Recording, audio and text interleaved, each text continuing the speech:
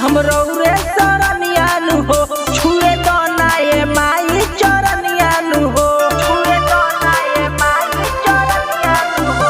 आइल बानी हम रौरे चरणियानु हो, छुए तो नाये माई चरणियानु हो। माई बेटा के अरजी सुनी ना, अरे दिही दर्शन माई हले हले, लेके आई चुनर हम लाले लाले। अरे दिही दर्शन माई हले हले, लेके आई चुनर हम लाले लाले। अरे दिही दर्शन माई हले हले,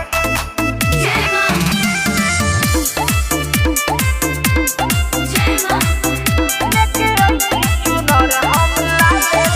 करिला अरजी सुनिए माई, अपन बेटा पर दरस देखाई। दिन होके चाहे होके माई रात हो, करत बानी सुन जगरात हो। करिला अरजी सुनिए माई, अपन बेटा पर दरस देखाई।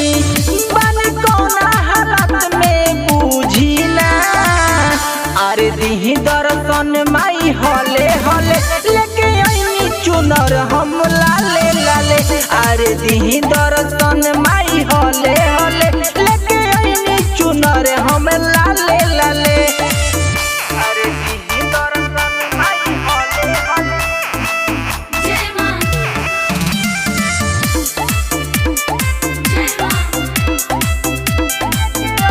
चुनर हम लाले लाले। प्रेमी जितेंद्र अइले दुआरी, नजर रखे महतारी।